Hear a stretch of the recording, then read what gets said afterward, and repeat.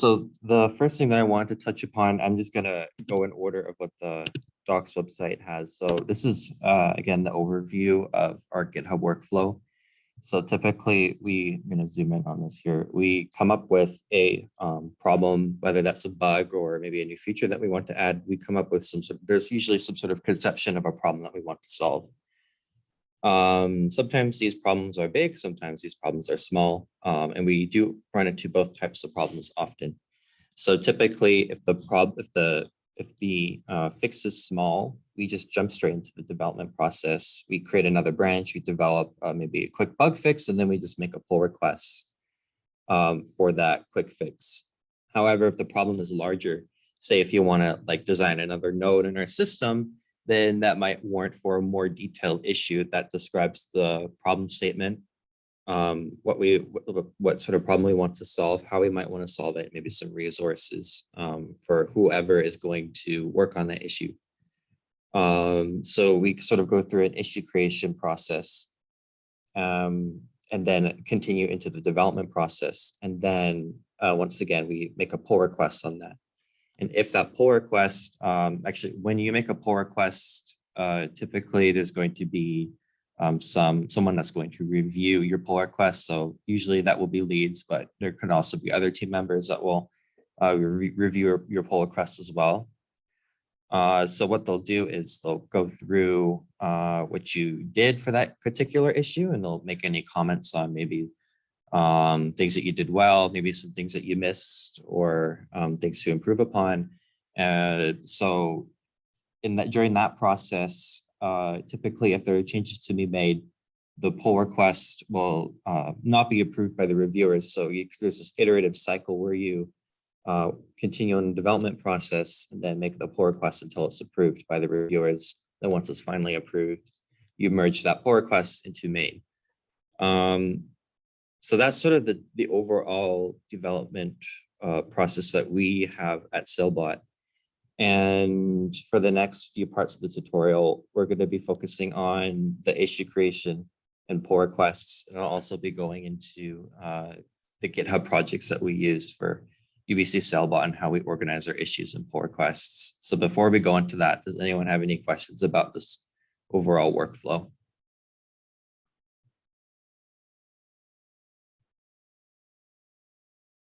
No? Okay. So again, we start with the problem conception. And if we do end up creating an issue, this page sort of details sort of how to get started. When you create an issue, you'll want to go to the issues tab, select a new issue, select an issue template. I'm not going to really go through this reading in detail because I'm going to be demoing it in just a quick second. But if you've read through this, you might be familiar with some of the topics here. So I'm going to go ahead and go to GitHub and actually create an issue. So I'm just going to go to the UBC Sailbot docs repository as an example.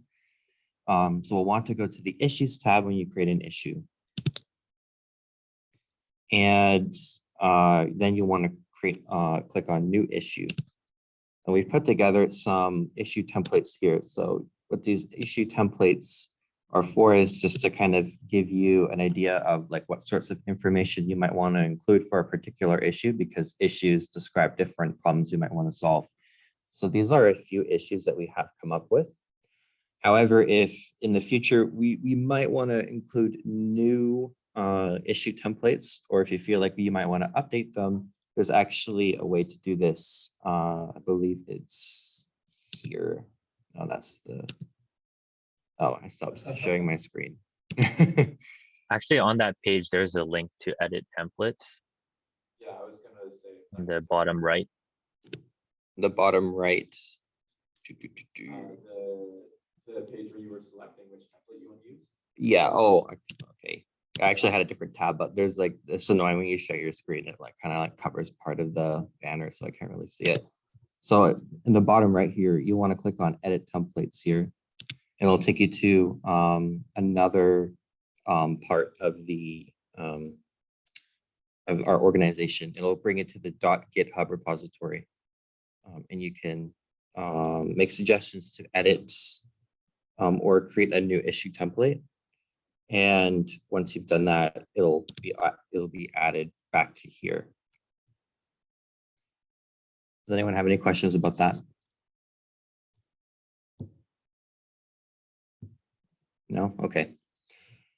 So I guess for this one, maybe we might want to make, I don't know, let's make a new feature. Actually, no, this is for the docs page, right? So maybe we'll want to create a new docs page here. Recorder for the docs. Well, I mean, there might be some broken links, right? I mean, you never know. Yeah. So you want to click on get started here. And then you'll see that actually part of the issue is already templated here. So here it says create docs section / page, right? So our website is actually, at least for this particular issue template, the reason why we did it in such a way is because our docs website is actually organized in this hierarchical structure. And that's how we actually store our pages in such a way. So in our repository, it follows a specific directory structure. So I believe it goes something like, say if we want to add a new page for GitHub, we want to add something for reference /GitHub / I don't know. I believe we're going to do GitHub Actions at some point. So maybe we'll want to do GitHub Actions. Actually, that would be the page. Right. So we'll make a new page for reference GitHub and then the GitHub Actions, and on the website, we would add it here, right? So GitHub, and then we would have like a separate tab for GitHub Actions here. So we would want to write the purpose for this page. So the purpose for this page would be to create a page that describes how we use GitHub Actions on UBC and the kinds of workflows that we execute for specific repositories, something like that. Maybe your issue description will likely be a lot more detailed than this. If we feel like we want to create a page for this, there's likely going to be multiple topics. But typically, this is you'll have to write a purpose for your issue. Each issue template will have like a purpose heading for that reason. So you can actually also preview what your markdown is going to look like. This is something that we talk about in our markdown reference that we're going to publish, as we mentioned earlier in the meeting. But you can actually click on this preview tab and it actually shows you what the issue is going to look like when it's rendered in markdown. So for the page tree, we also typically, for this particular issue template, we also have a section here for what the page tree is going to look like. So for this particular section, maybe we're going to have GitHub, right? Because we have the GitHub, section, and then maybe we'll want to make add a couple spaces like that.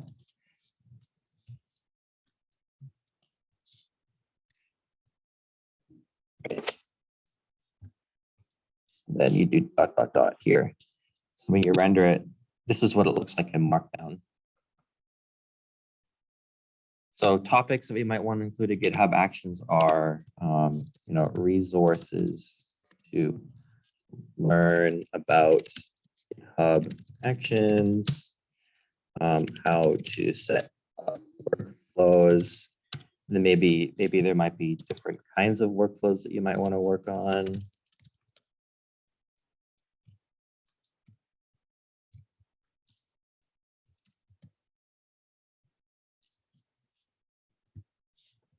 So it'll also create a list for the topics that you might want to include, which you can just render it in Markdown.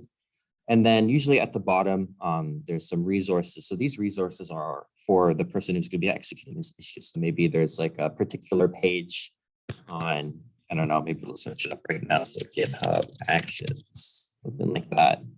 Features, yeah. So maybe we say, hey, look at this cool website on GitHub Actions that has super cool resources that would be useful to link. And we could also create a link here. So I don't know.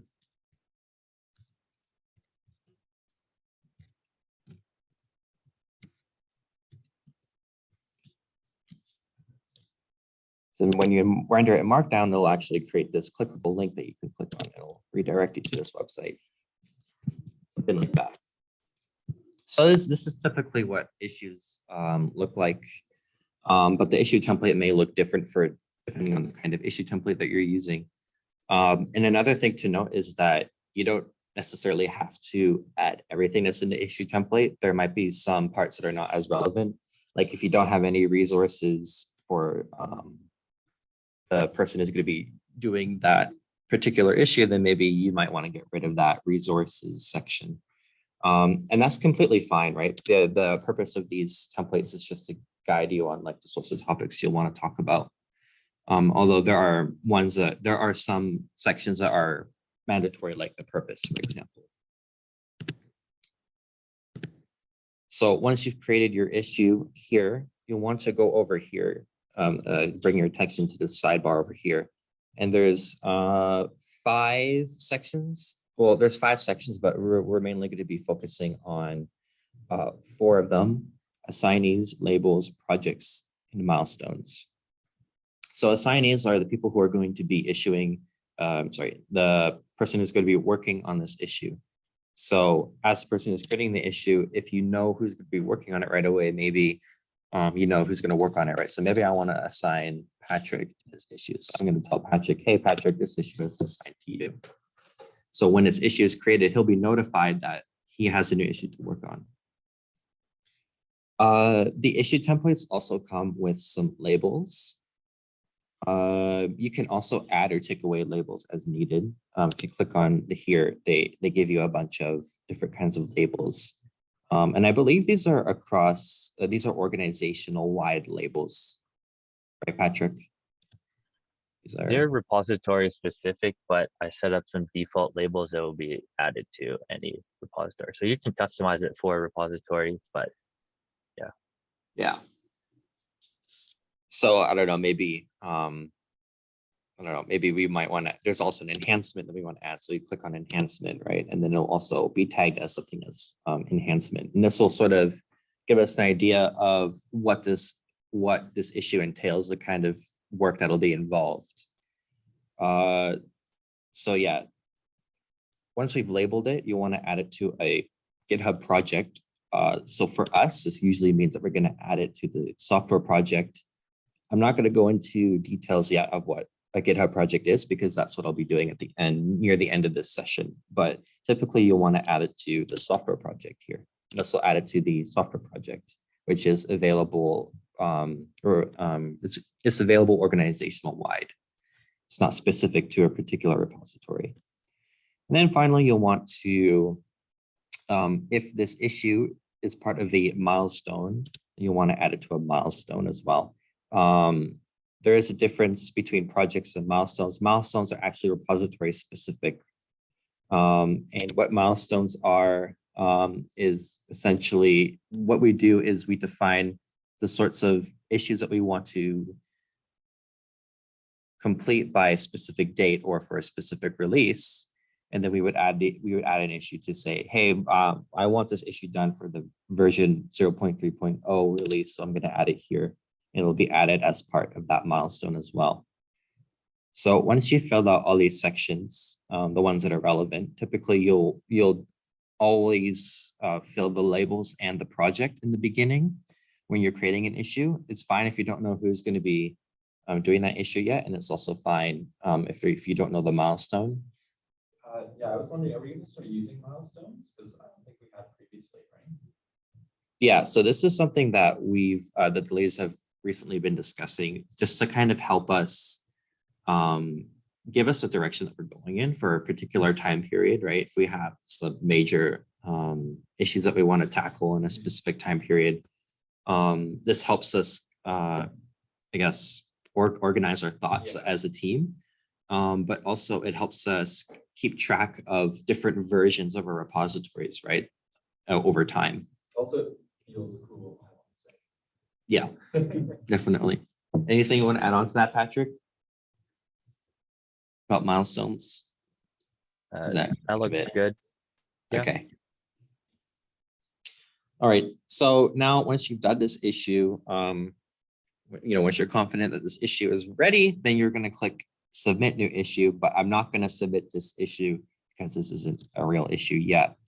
This is just an example, but I'll show you an example of a real issue that was done in the past. But if you do click on submit new issue, it'll pop up in this issues tab here.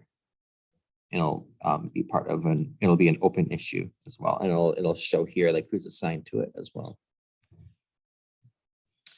So I have an example of a issue that we did work on before, if I could find it, and if this banner will get out of my way. I think you can drag if you click on the green part of the banner, you can drag it out of the way. Oh my God, you're smart. There you go. All right, so. Oh yeah, but it's mirrored right now. Yeah. Okay, that's awesome because that was not ideal. Here. This is an example of an issue that Patrick and I were working on. It was assigned to me, as you can see, and this is for creating actually the reference page that we're looking at right now, the GitHub development workflow page. So the purpose was to, again, we defined a purpose, what the page here looks like, and the contents of this, the contents of this page that we wanted to include. And again, Patrick linked me to some relevant resources like Git contributing and Git commands. We originally were going to add some stuff for Git on this page, so which is why he had these resources here. And as you can see, I was the person who was assigned to this issue. These were the labels. It was part of the software project, and it was part of the version 0.2.0 milestone. So yeah, this essentially outlines what I was supposed to do for this particular issue, and then you can also add comments as well. You can add comments like, I don't know, like hello world, and you can publish them here, and it'll pop up here as well. So you can also communicate with the person who assigned the issue to you. If you have any questions, you could. It's good to publish them on the issue itself. Also to have like a paper trail of what went into that issue as well. So that is all for issues, I believe.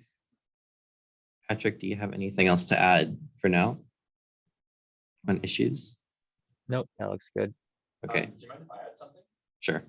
So when you're commenting on issues, if you want to make, well, I don't know, a lot of the time, if the issue isn't like if you want to get feedback from your team lead, I think it doesn't show up unless you add them, right? So often it can be a good idea to, if you type the @ sign in your comment, it'll give you a bunch of suggestions for people to notify, and then it gives them an email that you commented on the issue, and then they'll know to come look at it. Also, you can see there's like a whole ton of options for like bolding and stuff. So if you forget the markdown, but you want to make your comment look nice, if you click the bold button, also you can put emojis apparently. But yeah, if you click the bold button, it'll like show you how to make bold text.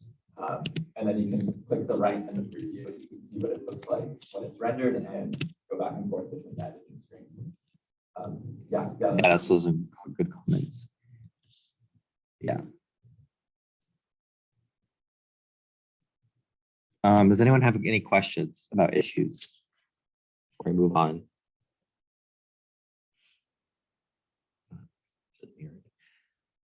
No? Okay. Good, then that means that hopefully we covered everything for that. So again, next in the development process, once you've created your issue, you're going to work on that issue. You'll likely create a branch for that particular issue. And then there's actually an option that you can use, I believe. If you want to create a branch, you can either create it yourself through Git, or you can like say, click on the issue, and you can like click on like create a branch for this issue. You can like name your branch according to our naming conventions that are outlined in this documentation website, which is on this page for developing branches, but this is out of the scope for this tutorial. But just wanted to show you guys that you can also create branches like this. So once you have finished your development process, you want to open a pull request for your particular issue.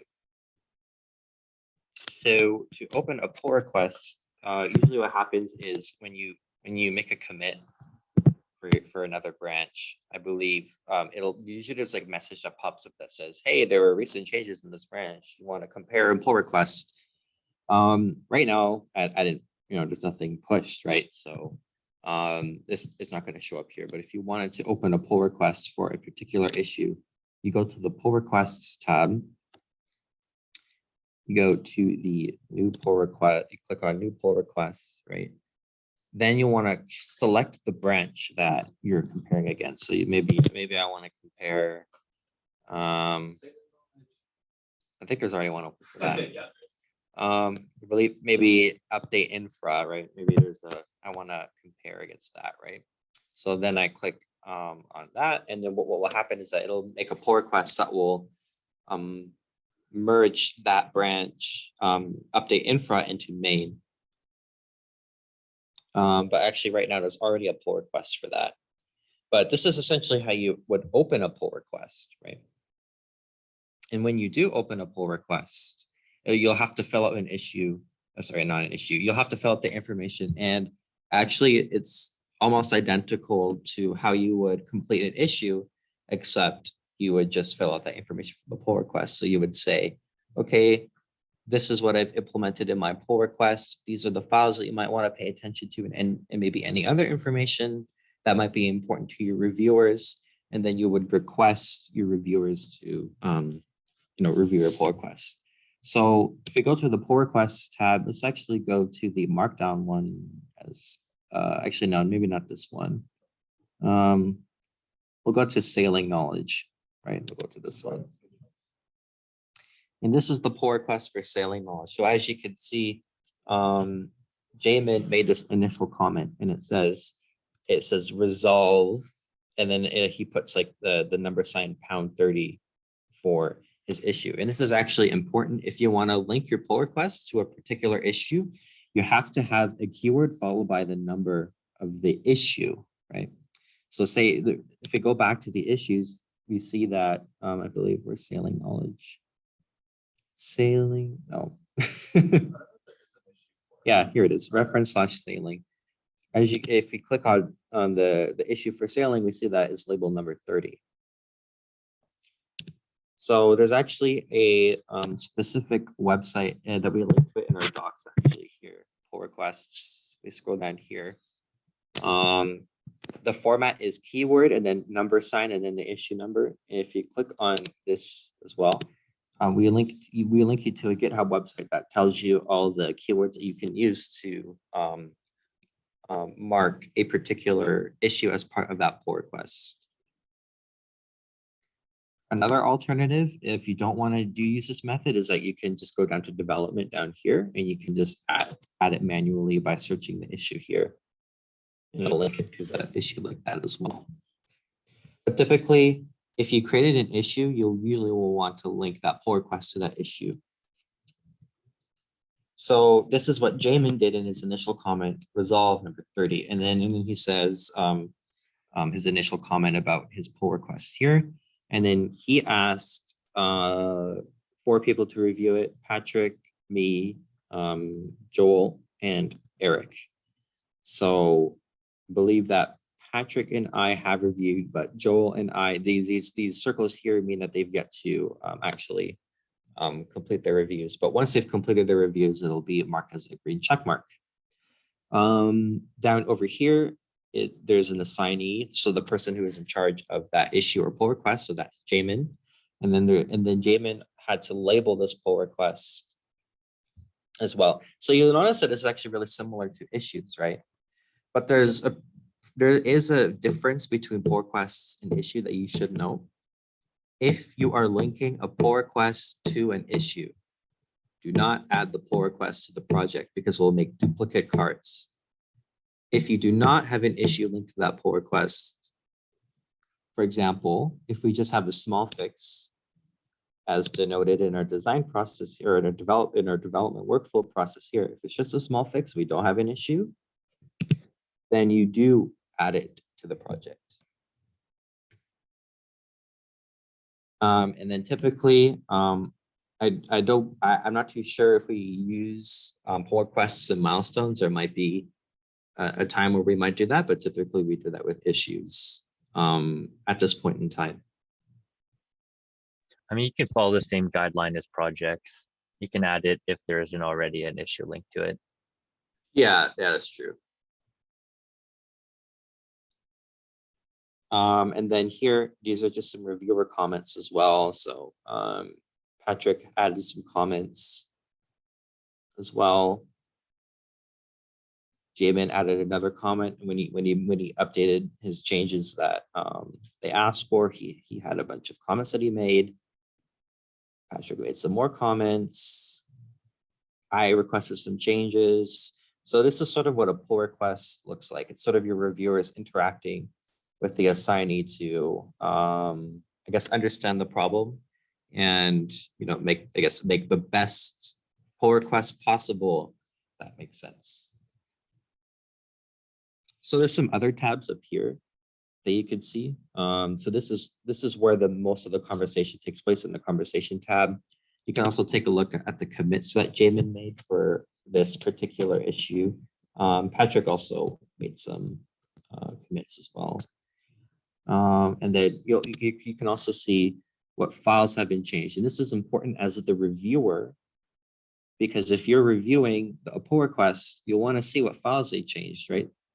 So say if you only care about maybe the markdown files that Jamin made, because the markdown files is what has most of the content. You can actually filter what kinds of files that you want to look at. So maybe I only want markdown in the YAML file, right? So I'm just going to filter for those. And then you can see here, these are the files that Jamin added to this pull request, right? So you could click on boatparts.md, and in here you can see all of this information that he added about boat parts, and then index.md, etc. So maybe I'm a reviewer and I notice maybe there's a comment that I want to make on Jamin's pull request. What you can do here is you can actually add comments. You can add a bunch of comments in this files change tab, and then once you're ready, you can actually submit them all together and create one big comment that actually outlines all the comments that you made for that particular review. So maybe I say to Jamin, "Oh, this section is great. This section is awesome. Keep it up," right? So typically you would add like a bunch of comments. You would click on Start Review here, and then I don't want to add a review here because it would just clutter the pull request. But what you would do is you would start a review. You could add a bunch of comments. Say, "Oh, cool parts," But maybe you might want to add. Maybe you might want to add, some comments on that. Maybe you might want to be like, "Oh, maybe add some Python code here." I don't think you would do that in this particular one, but you can also review your comments that you're making. So you could also select multiple lines to comment on at once, right? Like if there was a big block, yeah, I think you can control click. Yeah. This if statement can be replaced with a block is awesome. Well, I think for this, You can click on the plus sign and drag it. Yeah. Yeah, click and drag, and then it'll outline it. If you want to bring attention to a particular code block, you can click and drag and then make a comment, and you're this, right? Something like that. I don't know. You probably provide a lot more feedback than just fix it, but this is what you do. And then once you're ready, you would start review on all these, and then you can review your changes up here. You could say, "Hi, Jamin. I made a few comments. And then you can choose to either comment, approve, or request changes, right? So if you're making suggestions for maybe for what Jamin should change, maybe I would want to click on request changes, right?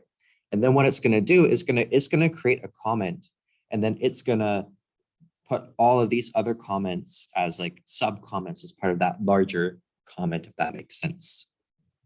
And then you would click submit review, and then it would appear on the pull request. So this is actually something that I did earlier as well when I reviewed this pull request for Jamin. So I made a review, and it actually created this comment here, and I said, hey Jamin, maybe you might want to change this part of the drop down menu, and I added some YAML here to tell them how to do that. And then Patrick also chimed in here and said, hey, this was part of this issue.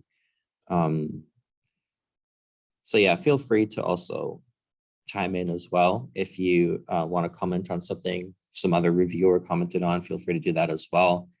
You see a comment here from Joel just now. I said everything looks good.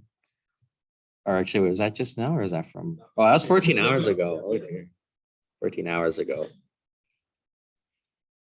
Yeah. So at the bottom here, you'll see that there's a bunch of information here, right? Typically, what will happen is if there are some requested changes, this pull request will be blocked from merging until those changes have been resolved, or the requests for changes have been resolved, and the reviewer has approved those changes, right? So we can look at all the people who have approved this pull request here. So we see that I actually approved these changes at some point, and there's two pending reviewers down here as well. It also tells you that all resolved. And what they mean by that is this was a conversation for a change that I wanted to make, and we would have had to resolve this conversation once it was finished. And all conversations have to be resolved in order for you to actually merge a pull request. And then in addition to that, there's some workflows that we execute for this particular repository. So if there are any like linting workflows or anything like that, all the checks in that repository must pass in order for you to merge that pull request. So once you have finished this pull request and everything is good to go, all the reviewers have approved it, everything's resolved. Like right now, you can click on squash and merge. And then what it will do three things. First, it's gonna take the code that's in the sailing knowledge branch, right? And it's gonna merge it into main. Second, it's gonna close this pull request. And third, is going to close any issues associated with this pull request. So for example, this issue will automatically be closed since this pull request was merged. And this brings us to the end of the development. Sorry, this is not good. This brings us to the end of our development process here. You can still see the discussion around the pull request after you squash and merge that, right? Oh yeah, you can do. You can, like, search for close. Yeah, you go like pull requests. There's a tab that says close. There's like 46 of them here. So maybe. Patrick's been busy. Yeah, a little bit. Just, yeah, like the GitHub workflow documentation. This is the old pull request that we had here. And he, as you can see, he had a bunch of changes that he asked for as well. Change everything. Yep. Does anyone have any questions before I move on to the last topic?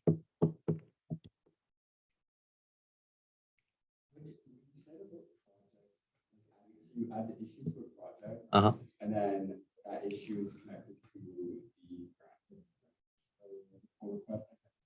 the pull request is connected to the issue, yeah. And then you don't add the pull request to the project, yeah. So you only put a project if it doesn't have that issue associated with it. Yes. Anything else from anyone else? Is there like a lower limit where we shouldn't make an issue for something? Because I know even if I have a really small change, I kind of like making an issue just to get my thoughts out about what I have to do. And then I can also come back to it later if I don't have time to, do everything and push it out all at once. Well, the idea is like if the task is large enough, you should make an issue, even if Yeah. it's just you that's doing it. Because Yeah, we want a yeah. paper trail, right, of what's happened in the past. But if it's just like if there's like a typo or something, and Yeah. say the documentation, you don't Oh, need okay, you don't need an issue like, oh, fix this typo here at this line, Okay, yeah. right? No, there's no point in doing that. But I don't need to worry. Well, I guess if it's just a typo, then I shouldn't make an issue. Yeah, I would just make the issue. pull request. Yeah, well, actually, for this particular repository, you can do something a little bit different, but I'm not going to go into that at the moment. But usually, if you're just making a small change in general, you should just make the pull request. Okay. Yeah. For me, the main considerations are when I'm creating an issue is, am I going to be doing this? Or is it going to go like the backlog? It's just like something that needs to be changed in the future. Like for example, a bug, then I'll just like create an issue for it. And then once we talk about it in our meeting, I can assign it to someone. But if you're just you identified an error and you just want to solve it right away, you can just jump straight into the development and then document everything that's required in the pull request itself instead of the issue. Mm-hmm.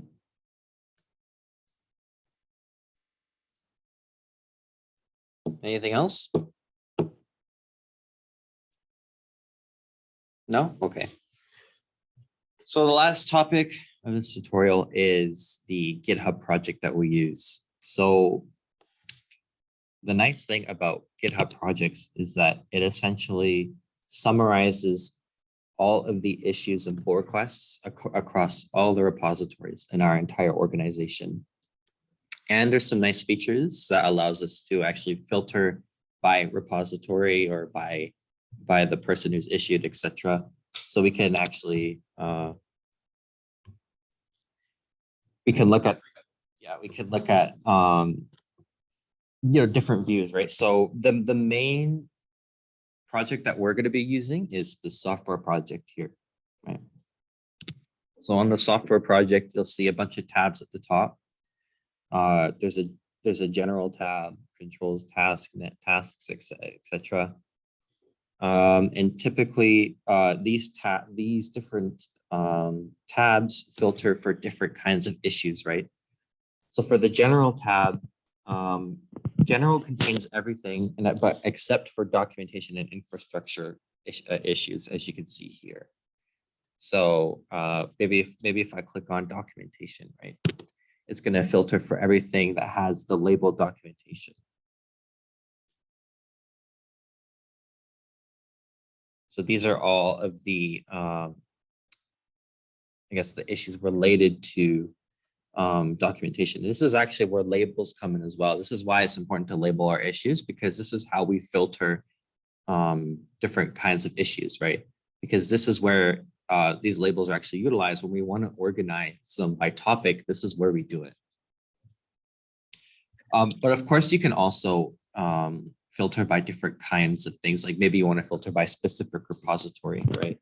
So maybe if I click on pathfinding tasks, there's nothing here at the moment. Yeah, I actually did some reorganization recently. Maybe I can go over it. I'll just request remote control.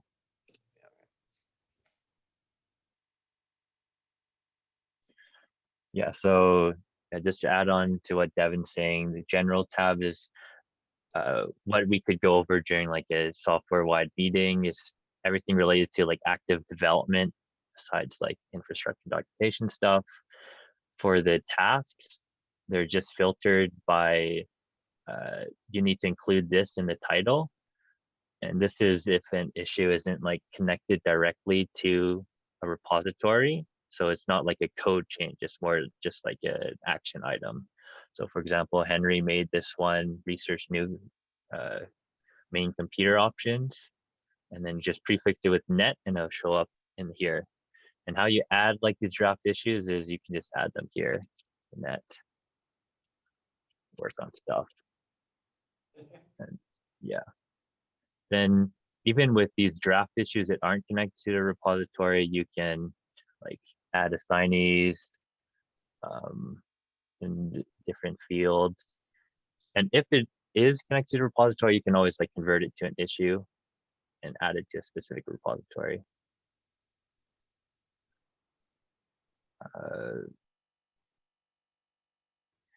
Yeah, let me just delete this.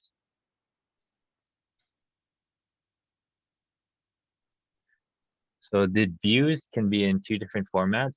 There's boards, and then these ones are tables, and you might want to use them for different meetings.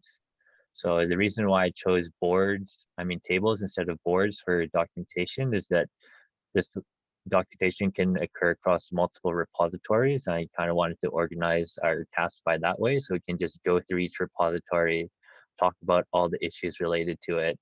So for example, in a meeting, if we had a documentation meeting, just go through these issues, talk about the signee can talk about like their progress on it, that sort of stuff. And then this last view, I grouped it by assignees. So if you want to see all the issues that are assigned to you, you can just go to your section and then look at all the issues, look at its status. You can always update these as you're making progress on them, which repository is in, what labels. There also is some automation. So if someone adds a review to your pull request, it will automatically transition the status to like in progress. But it's pretty basic automation. So sometimes you just have to change the status yourself. Mm. One thing that I added recently was sprints. So if you've ever been in like a software development internship or co-op, you might be familiar with this, what sprints are. So sprints are one way to organize like when we are going to do the tasks. So for sprint 1, this occurs, the infra sprints are bi-weekly because we meet or fortnightly, if some might prefer. We meet once every 2 weeks. So you can see sprint 1 started last week and it ends next week. So ideally, we want all these tasks to be completed by the deadline so that we can discuss it for next meeting. And in our next meeting, we can assign issues and then assign it to the next sprint, that sort of stuff. There's also the regular sprint, which is a weekly sprint. So since our software meetings are weekly, I made another category for that, as you can see here. And in the assignees tab, you can, if you scroll all the way to the right, some issues will have sprints attached and some will be like infrastructure. So they'll be in the infrastructure sprint. Any questions about that or things that people want to add?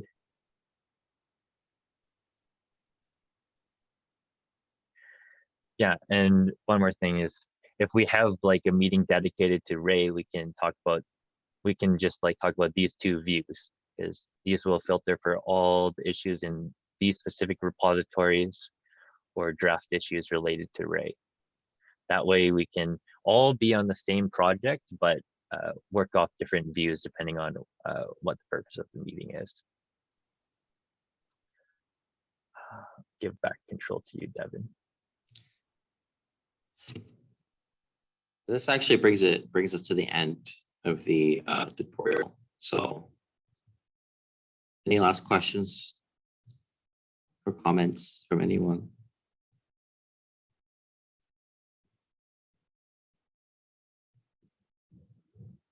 No?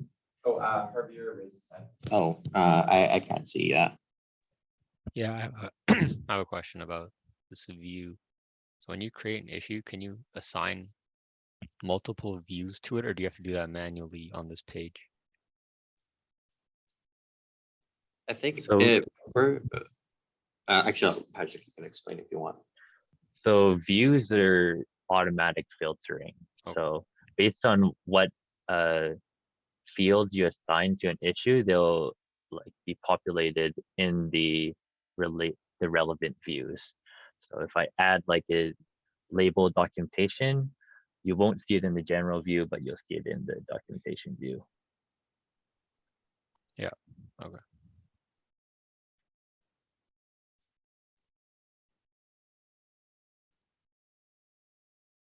Anything else?